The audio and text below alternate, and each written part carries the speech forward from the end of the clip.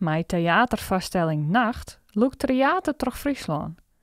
Een persoonlijke vaststelling, want nadat je thuis op de bank naar het online gedeelte zien hebt, komt een van de acteurs onderdoor om zijn of haar verhaal te vertellen. Zij ik bij Hester de Vries en haar gezin. Dat online gedeelte eerst waar het mee begon, zag je een aantal mensen die 's'avonds aan het werk zijn met hun eigen gedachten en hun eigen strubbelingen. En dat ze dan uiteindelijk toch besluiten om andere dingen te gaan doen, naar buiten te gaan of dingen te doen waarvan ze eigenlijk dachten van moet ik het nou wel of moet ik het nou niet doen. En toen hebben we een tijdje zitten wachten en toen in één keer ging de deurbel en stond er een van de acteurs die haar eigen verhaal voor de deur hield. Hoe is het thuis voor je in deze tijd? Hoe sliep je met al hier? Kun je juist beter sliepen of minder? Ja, ik beter. Beter? Oh. Ja. Hoe komt dat dan? Ja, meer regelmaat, denk ik. Ja. Ik vond het heel goed idee, want ze nam ons mee. Haar verhaal kon ze heel goed overbrengen. Ja, erg leuk. Nou, het is voor u elke keer heel bijzonder om te doen, want we krijgen een adressenlijst, daar rieden we naar ta. En dan bel je bij meesten aan en dan wist nooit waar het voor die hast.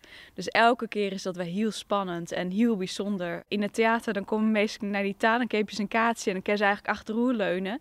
En wat ik zelf heel mooi hieraan vind, is dat het meer een gelijkwaardige ervaring is. Want wij komen naar de meestingtaal, maar we komen bij ze thuis. Dus dan had ze een heel oor soort contact. En in de monologen zelf vregen wij de meeste dingen.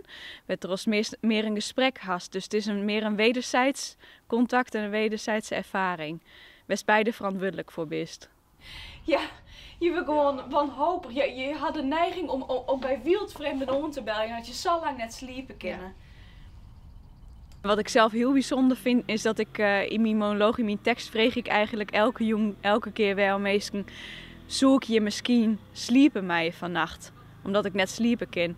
En meestal nog voordat ik die vraag steld bieden ze me al een slieplak aan. Dus dat vind ik heel bijzonder. Dat is echt heel ontroerend eigenlijk, dat meesten die dat samen aanbieden. Dat hier ik misschien in eerste instantie eerlijk zijn net toch, maar ik ben er echt hoe verwonderen dat meesten daar saïpen niet binnen. En dat ze zeggen, kom er maar in en kerst hier altijd waarom komen, we hebben altijd een plak voor die. We hebben wel een slierbank, kom er maar in. Ja, misschien is dat toch wel typisch Fries. Ik moest toen ik denk aan iets, want dus hij vroeger altijd zei, zei als ik had iets van mijn jongenslet net sliepen koer. Dus hij kan altijd even op de rand van mijn bed zitten. Dan zei er altijd, Jildo, wat is er nou? En dan vertelde ik dus hij alles.